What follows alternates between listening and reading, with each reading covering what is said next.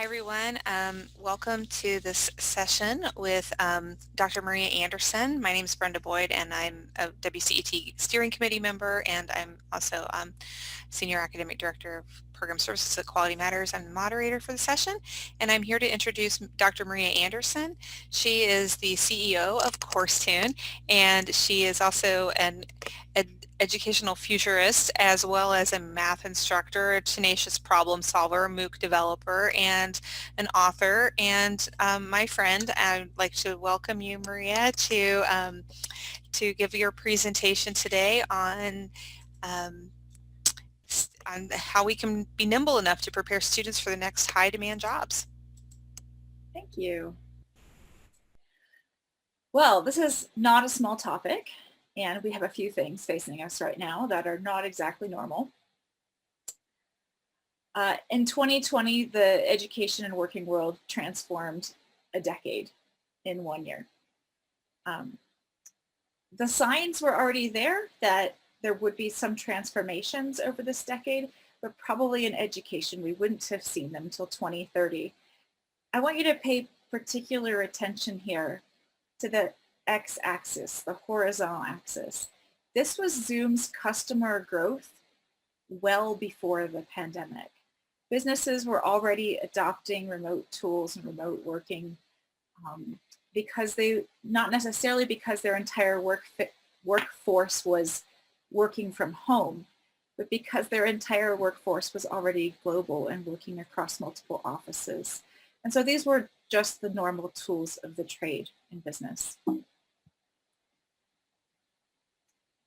In education, we still haven't really adjusted to the fact that smartphones exist. And I used to start presentations like this by pointing out the difference that 8 years makes in the world with the adoption of technology.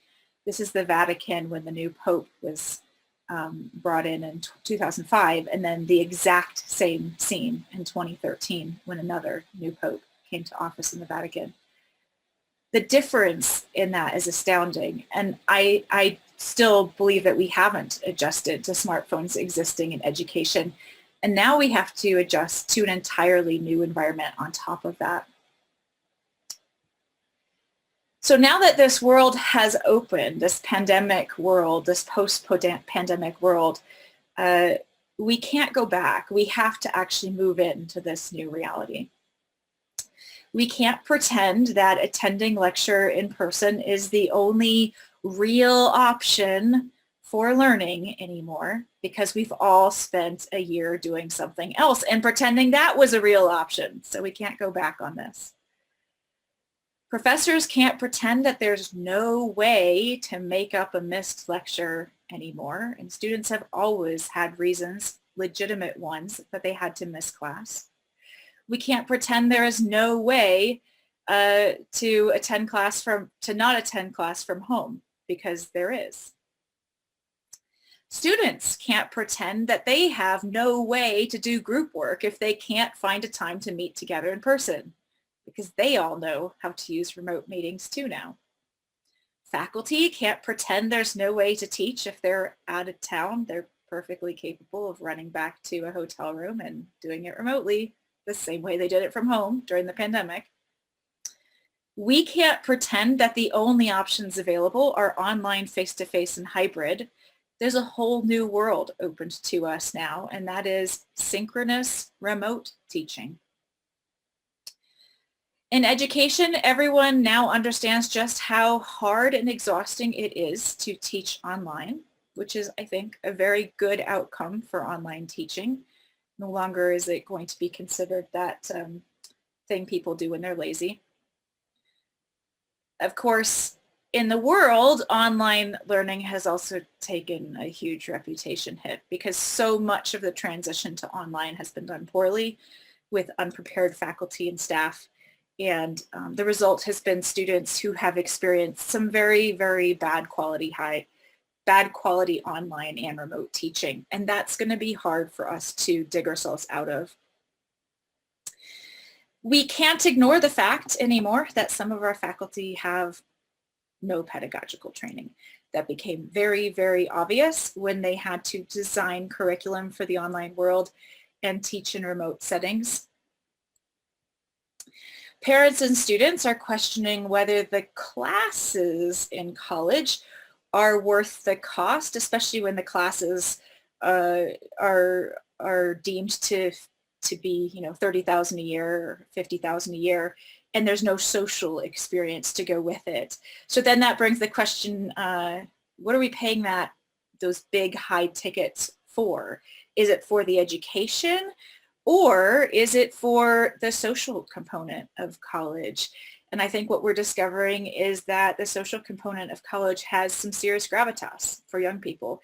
It is a serious thing that students go to college for, to have a social experience with students their own age, with young people their own age.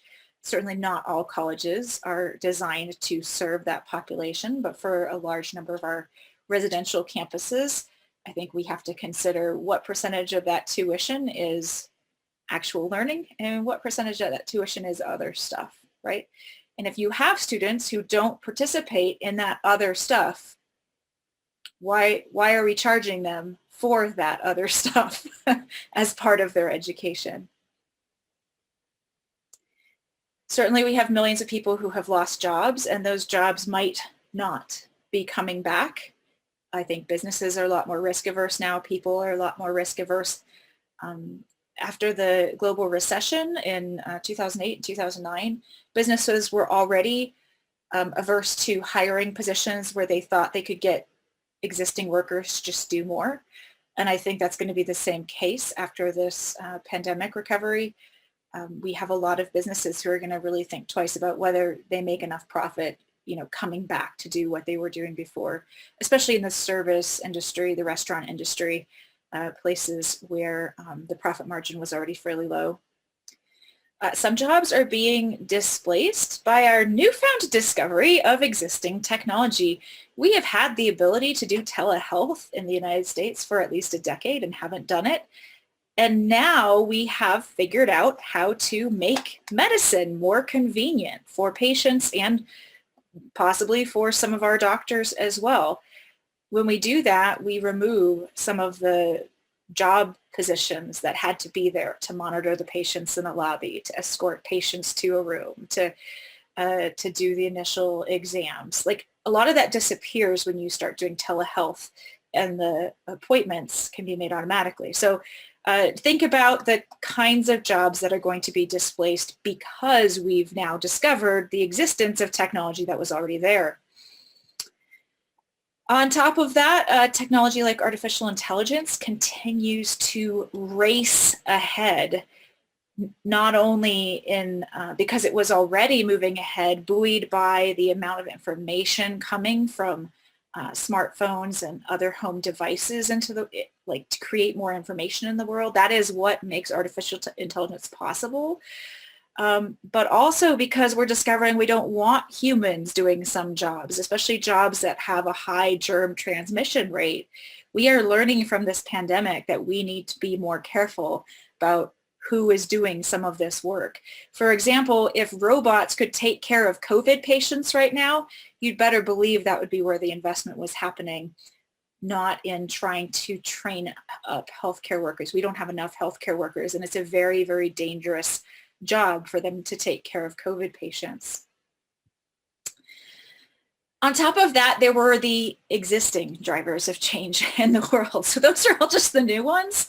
The only one on here I've talked about on this whole list of 18 is artificial intelligence. Everything else on here is another driver of change in the world, another reason why jobs are shifting, why degrees should be shifting, why colleges should be shifting. Oh yeah, we are also having a pandemic. So in case we didn't talk about that one specifically, I think we're going to see a change in social structures and the way people feel comfortable meeting. We can't go through a year and a half of not greeting each other with handshakes and hugs and come out the other side the same. So I think there will be permanent changes to how we interact with each other, how we react when people are sick. I think is going to change. I was used to having a classroom full of sniffling, sneezing, coughing, and students with the flu under normal circumstances every year I taught. I think that's going to stop. I think that we are going to get more careful about allowing people who are sick to come into workplaces and to come into schools.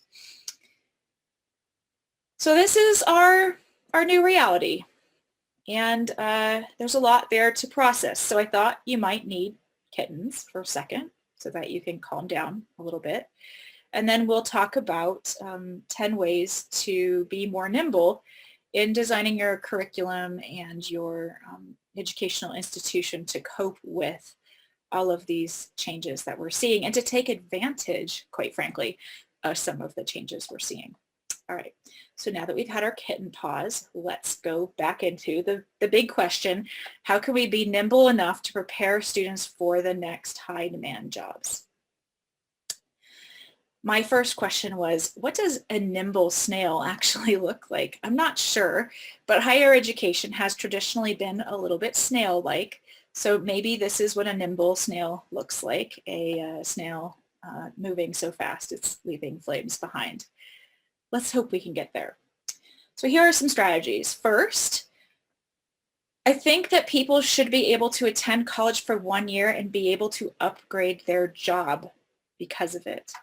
If you can't upgrade your job after 1 year of college, then please ask yourself why we pay for that training. Because when you look at the first year of college in particular, it kind of looks like every year of high school. And if it's not going to be different than every year of high school, then why would anyone want to pay for it? Why would it help somebody to go back to college and complete this daunting first year? We're not thinking now just about young people, but people returning to the workforce. How difficult is it to walk back into a college campus with 4 years in front of you thinking there will be no result from this until I've completed all 4 years or 6 years of this college education? Let's change that. Let's make sure that the typical first year college courses do give every student who takes them the chance to actually upgrade their job position, either being promoted within their current job or transitioning to some kind of new job. Well, how do we do that? We swap out some of these traditional courses. In every single category here, there are things that we could teach that would provide job skills for students or coping skills in their current job for students. So there are many different flavors of English we could teach in the first year. We could teach business communication. We could also teach internet communication, which is, simply looking at all the different ways we communicate online, from video making to blog writing to marketing copy. It's a subset of business communication, but one that might help a student to move up in their job. There are a variety of different types of mathematical thinking that we could be teaching in the first year of college. Everything from problem solving with Excel to an intro to databases course that teaches a little bit of SQL, which is a database query language that would help anyone who wants to move up in their job. We teach like a college success class, but maybe there are other things we could be teaching that would still help students to learn to be more present and mindful in college without having it be college success. Like maybe it's a class on effective collaboration, or maybe we let them take mental health first aid and CPR and get those certificates so they can move up in their job, or a class on mindfulness and kind of like a self-help mental health class so that they can be more stable in whatever job they have. All of these things let a student complete that first year and move up. And we know that most of them have to work while they're in college. So if we can continually show them value while they're doing that, all the better. All the better for paying for college, all the better for staying in college. So I think to do this, we have to start asking our students as they register for college, not only what career are you interested in, what degree do you want to get, but hey, what skills would help you move up right now in your job? It could be 5 or 6 years before you're done with this degree. Are there certain, we give them lists of skills. Are there certain things on these lists that would help you change jobs, move up in jobs right now, and then plan their schedule based on that? I think we need to revisit and re-emphasize the associate's degree. The associate's degree is typically given only at community colleges, not always, but typically. But it is a transferable degree. With an associate's degree, a student can leave academia for a few years, work, earn money, start a family, do whatever it is they need to, and then easily come back to college. They can easily come back to the same institution, or they can easily transfer to another institution. An associate's degree is very easily transferable. So on top of making that first year of courses relevant to improving your job situation, why not make the whole associate's degree more relevant to that? Not just a set of general eds, but a set of general eds with flavors to help you move forward in business. And let's be honest, most of our students do actually go work in business. I think we need to be prepared to teach upgraded skills as AI replaces workers. I want to dive into this for a second. There are two kinds of AI we talk about. We talk about narrow AI and general AI. For the most part, the type of AI we're seeing in the workplace is narrow AI. It means you take a set of replicable skills, you find a set of data that can be well labeled, that can train learning algorithms to perform the same tasks, and then those learning algorithms start to perform the tasks for people. Now, there's a lot of projected disruption due to this type of narrow AI. By the way, the general AI, I'll just go back for a second. The general AI is that kind of Terminator type AI that can like think on its own and train its own AI and take over the world. So the general AI is thought to be at least 30 to 50 years out. You know, we'll hope it stays that way, at least for me, because, you know, probably I'll be gone by then, but we'll leave it to be a problem solved by some other group of people, maybe the very young faculty on this and administrators on this call. So here are projected job disruptions due to AI. Various institutes have estimated the disruption. Oxford has said that 47% of American jobs are at high risk of automation. That doesn't mean they're going to be 100% lost. That means that some portion of the job is going to move into automation. So 50%, just about 50% of jobs will have that. McKinsey says between 40 and 160 million women worldwide may need to transition their occupations because a lot of those first automatable skills are jobs that women traditionally do. We don't have a lot of the secretarial and administrative positions in the US that we used to have, but those still exist in many countries and those will be automatable jobs. This is particularly bad because the recession we're currently in has been nicknamed a she-cession, in that women are disproportionately leaving the workplace at a higher level than men are. To do childcare. And so in addition to losing all these jobs because of the pandemic and the associated effects, we're losing these jobs also because of AI in the future. The World Economic Fund says that automation will displace 75 million jobs, but generate 133 million new ones. I mean, that's a little bit rosier picture of it. I think that's maybe a little bit too rosy. I don't think we've ever seen more jobs. I'm not gonna go there. I'm not comfortable with that one. So I'll just say that's a rosier view than some of the others. And then Forrester predicts job losses of 29% by 2030. That's 10 years from now, with only 13% job creation to compensate. So that's like the polar opposite, right? These are all predictions, so we don't know which one is right. And in fact, it might be a mixture or a blending of these. Some of you may remember that last year at WCET, we did an exercise together at the Summer Leadership Conference where I proposed a bunch of crazy futuristic scenarios, and teams tried to figure out how they successfully navigated those scenarios. For those of you who were there, one of those scenarios was a pandemic that caused 10% of the population to be blind. Well, we're currently in a pandemic that's causing almost 100% of the population to have to work from home if they're able to, which is no small disruption to things, right? And my point is just that there were lots of scenarios we looked at that day, and we did end up seeing one of those wild cards this year. These are a variety of predictions. Not all of them will be right, but something here will be right, and we need to be prepared for that. So the vast majority of jobs consist of some portion of tasks that can be automated and some portion of tasks that can't.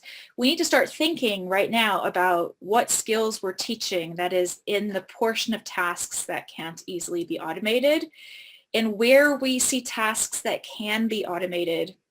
We need to start teaching the technology for those tasks instead of forcing students to do things that computers will do for the rest of their lives.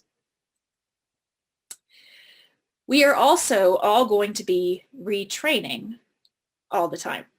And you may have particularly felt how that feels this year, as many of you all were retraining this year all the time, learning new skills, learning new technologies, learning new ways to hold meetings, learning new ways to engage students. That's how it's going to feel for everybody all the time as we move into this rapidly changing era with AI involved. So I'm actually curious, and I thought we'd take a short pause in the chat and ask you to tell me, what have you had to learn since leaving school?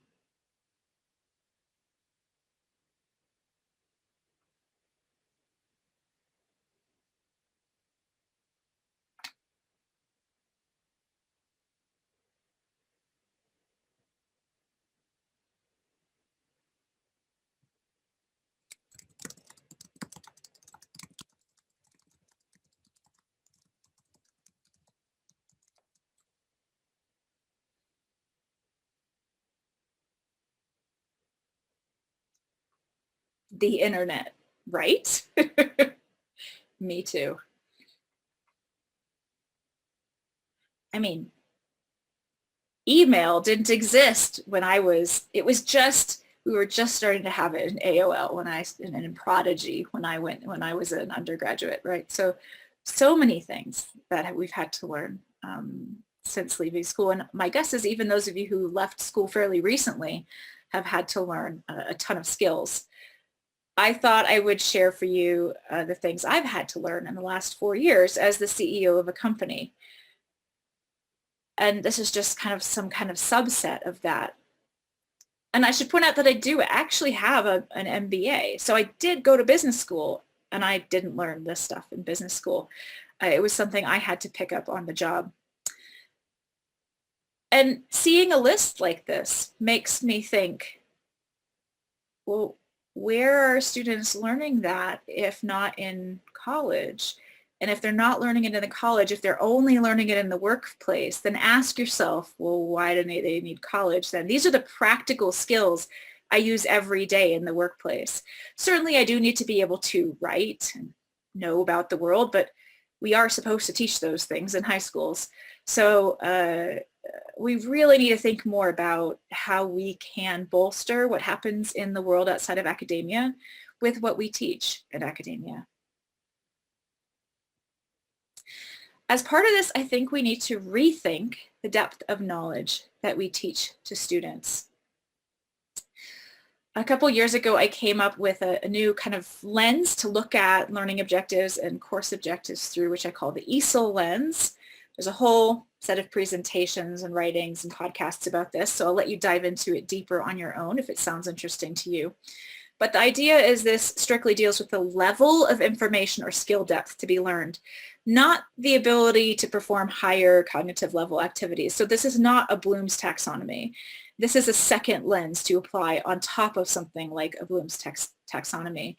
And what you look at is whether you need to just know that something exists, that's the E, to know the information or skill supported with help from books, YouTube, colleagues, computers, etc. Whether you need to know the skills or knowledge independently without having to look anything up, at least well enough to get to the next stage of development, the next class, the next career, etc. Or whether this is something you actually need to know in your head for a lifetime. We no longer need to know 100% of knowledge in our head for a lifetime.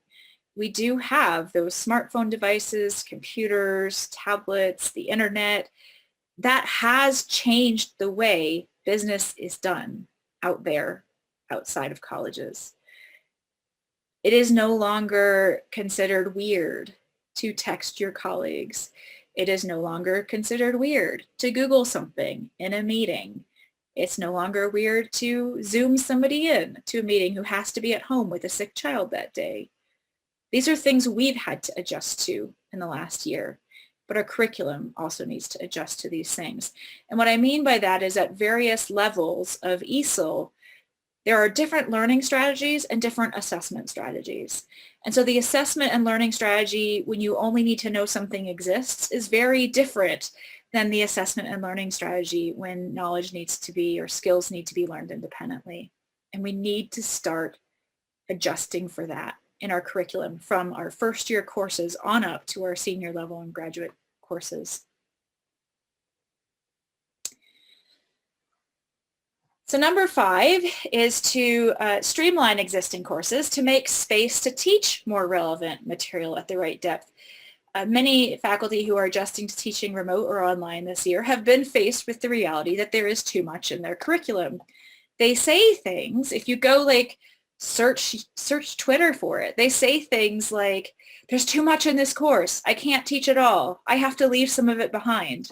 Well, guess what? If you can't teach it online or remote, you probably weren't teaching it face-to-face either. You were just under the illusion that you were teaching it face-to-face. Students were already leaving some of that out. They were already not doing all of the work. They were already not able to cope with the amount of information you were throwing at them. If you find that right now you need to reduce the scope of the course or what's in it, that work already needed to happen. You're just feeling it more astutely right now because you have to recreate it all. And now it seems like too much to you too. So there's this process that courses go through over time, that curriculum goes through over time. You have the original designed curriculum for a degree or for a certificate or something like that. And then over time, new skills and fields emerge that need to be learned for that course or discipline. And so the curriculum actually drifts into new areas, right? Creating these appendages off to the side that make the original curriculum bigger. We drift in the curriculum. And then on top of that, we also bloat inside the curriculum as new desires from schools. Like, some schools will say, well, we won't use this material unless you add this topic, or unless you add more problems, or unless you add more cases, unless you add more scenarios. And so there's this internal drift that happens inside of the curriculum that comes in with our learning materials, with our textbooks, with our videos, etc. So there's this internal curriculum bloat and this kind of sideways curriculum drift. And the reality is that the curriculum we teach over time becomes as much as twice what the original curriculum was meant to be. We see this in particular fields like education and nursing, where there just are more and more and more requirements and not more and more and more credits. And so we just keep tightly packing everything in more and more into the credits we have, but that's not what we should be doing. We should actually be looking for the places where we don't need the skills and knowledge to the same level that we used to. We should look with that ESOL lens and figure out what can be leveled down in terms of the learning and assessment to not be high stakes, because when you assess at something that's not high stakes, it does lower the stress on the student and make some space to teach other things in the curriculum. What we want is to tune that curriculum continuously and make some white space in here for innovation to actually occur. We need to decide to pull some stuff out. We need to look at what actually aligns to the skills of the workplace today, what actually aligns to the needs of the degree program today, and pull out some of that other stuff. That's not to say it wasn't valuable, it should never be learned, etc. You just can't learn all the information there is anymore. And something's got to go to make space for the things that we really, really need to start teaching, like the relevant technology skills in the workplace that relate to whatever it is you're teaching. So that brings me to number 6, as long as we're talking about the workplace. People want retraining with social accountability. We've seen the rise of massive open online courses in the last few years. We term those MOOCs, M-O-O-C. And there's no doubt people sign up in the millions for these courses, but people don't complete at the same level they sign up. But the completion rate still hovers quite low for these massive open online courses. It does increase when you pay for it, but only a little, so if there's a 5% completion without paying for it, there's a 10% completion with paying for it. Now that is a doubling of completion, but that leaves 90% of people on the table who signed up and don't finish. Students have been telling us throughout this entire year that there's something that they don't like about online learning. There's not a sense of community. There's not a sense of cadence. They don't have their normal social networks there to support them because they don't see each other in class. Now, I think that we can actually get at the issue of how do we do retraining with social accountability without forcing adults with jobs and lives to come to campus by embracing remote learning, something we are all now learning how to do. That's not to say we embrace it with bad remote learning. We need to embrace it with good remote learning. Remote learning curriculum needs to be well designed, and the remote part needs to actually be the active part of the class. So you take the parts of the class that are more passive, the assignments, the single person assignments and the lectures to watch, things like that. That's the part that goes in the learning management system and happens on the student's own time. The remote part of these classes should be the active part. It should be where you have your discussions, where you talk to each other, where you stay on track, where you see your instructor and your colleagues every week. And it's that reminder periodically through the week that like, oh yeah, that class exists. I should be doing something. That's so important to accountability. And so I think we can kind of re-envision how we are going to train people who have busy lives using this idea of remote learning. We don't have to cram it all in one 3-hour session or one 5-hour session. You can think about this as like the 1-hour break people get in the day. Like a lot of people could take a class on their lunch hour, and they have the ability to flex their lunch hour to different times, right? So if going into the fall, they know they need a lunch hour at 1 p.m. Mondays, Wednesdays, and Fridays, they can work that out, right? And take that class. And as long as the class is remote, there's no commute time, there's no childcare issues. They just, sit on their lunch break and take their class, right? And I think that can be a really valuable addition to what we do.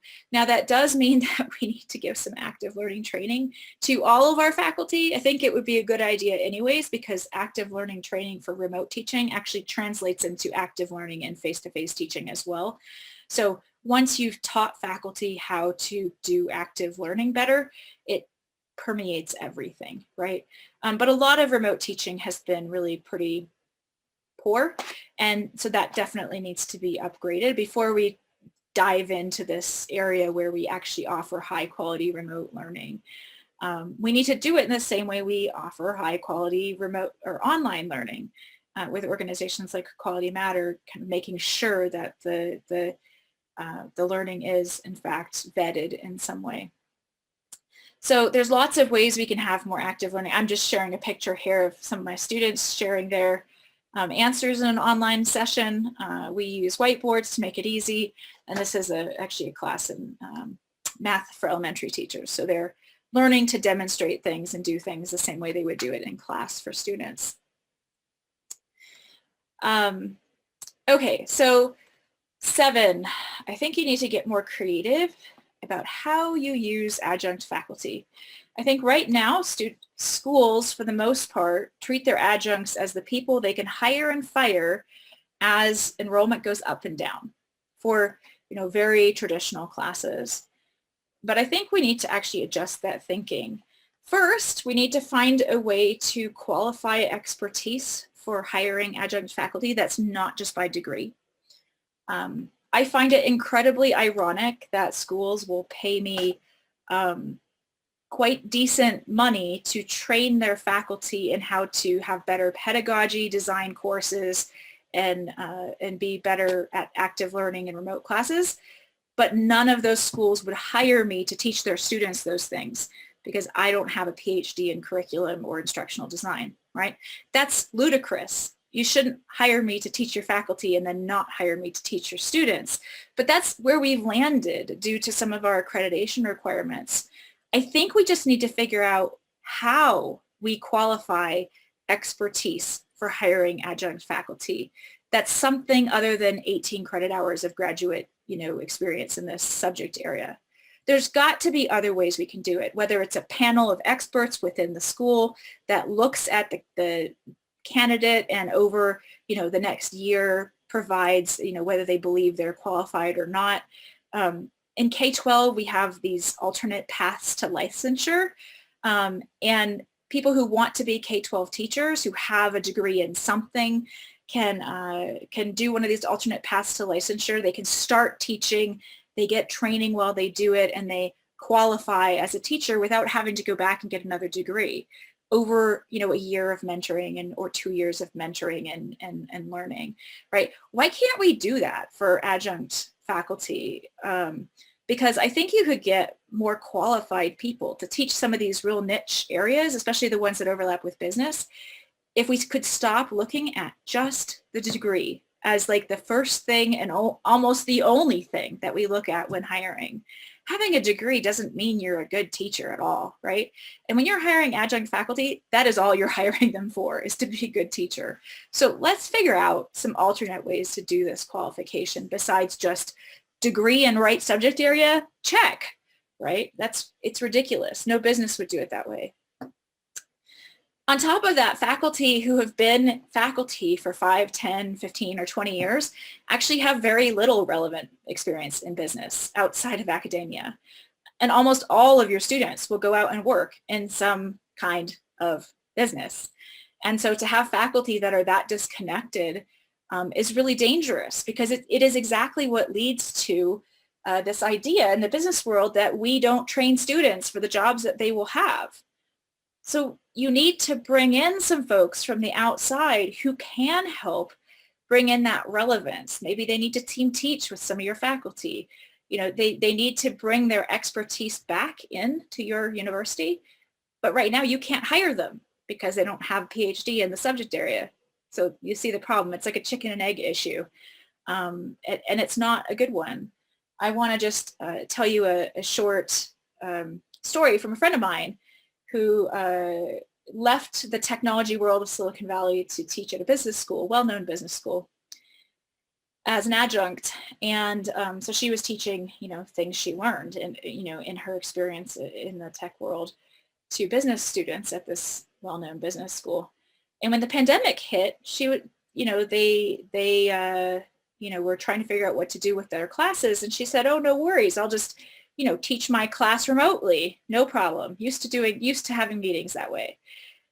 Well, all of the professors at the business school panicked. They had no idea how to teach their classes if the students didn't walk into a classroom. They hadn't used remote technologies before. And that was, when I heard that, it was a little bit of a slap in the face to academia that we allow this to happen, that we allow prestigious faculty to not keep up with what's going on in the rest of the world.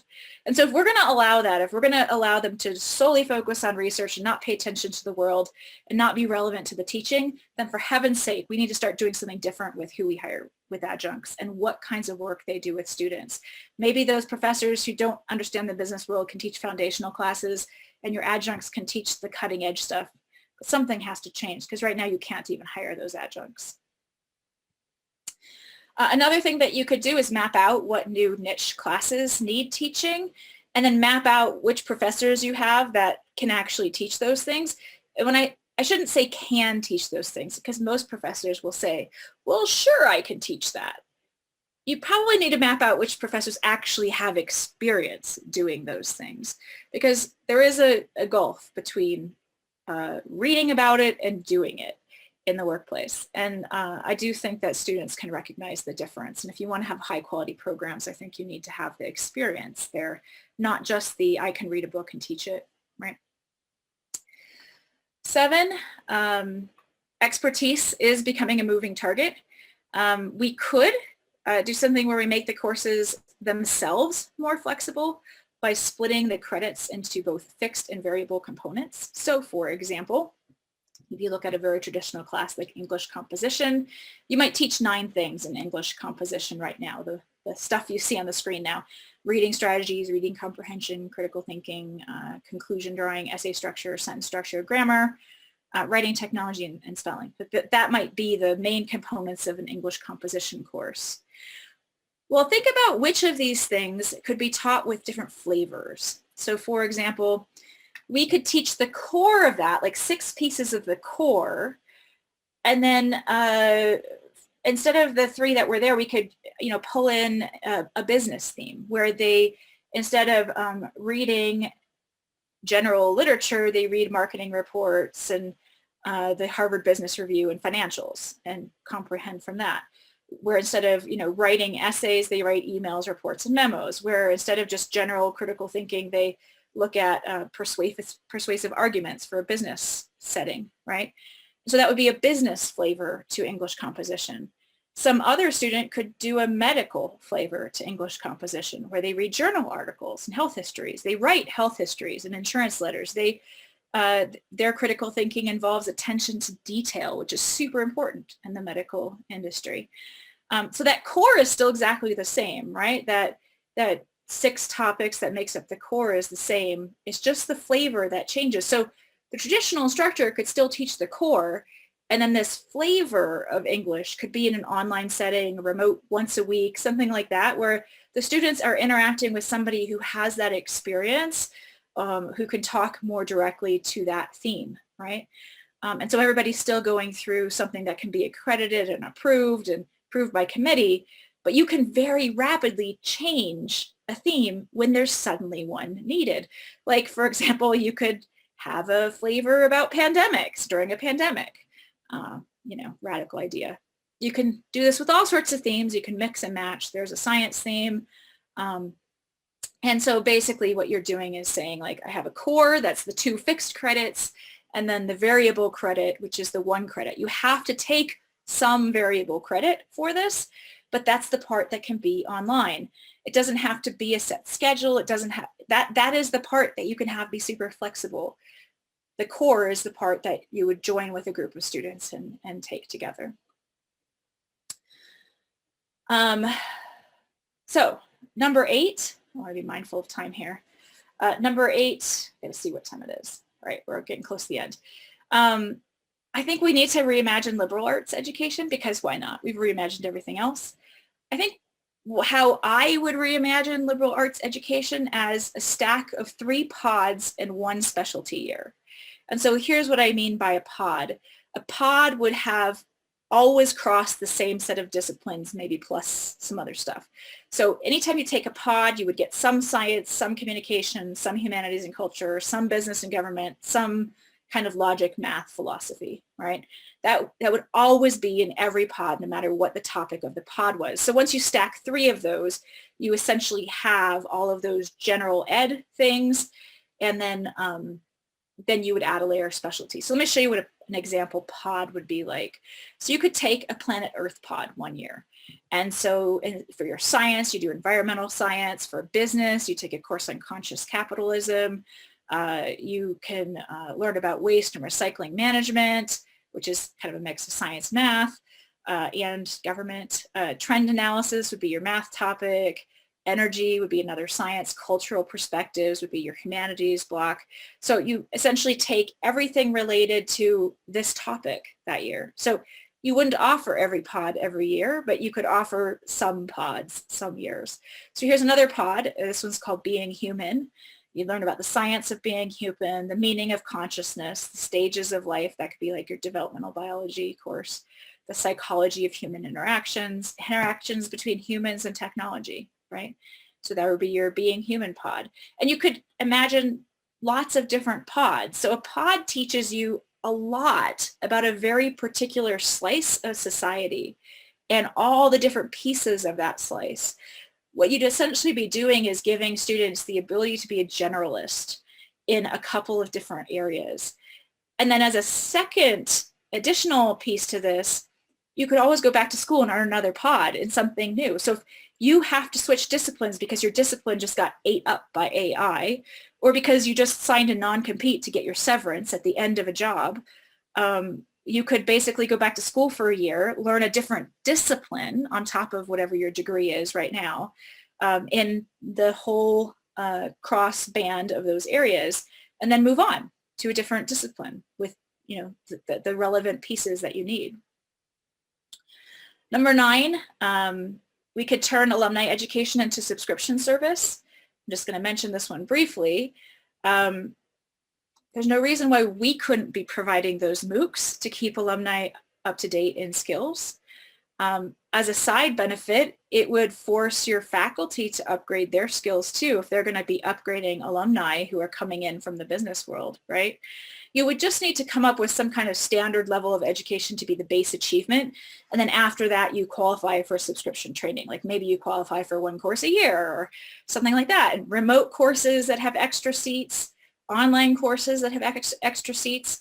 You know, it could just be a way to fill those empty seats while getting some kind of fee and loyalty from your alumni. Why not keep your alumni going to your institution for the rest of their life? Why should they stop when they get their degree and then move on to some other platform? So number 10, I just thought I would say, I think you'd better start doing something to prepare for the new reality. Clearly not all of these, and maybe only 2 of them, but I think you need to think about which are achievable for your campus, for your culture, for your student population. And at that point, I think we're out of time, but I'll put up my contact slide here. And if you have questions or you'd like to reach out about something, please feel free to contact me. You can find me on Twitter. I put both of my email addresses there.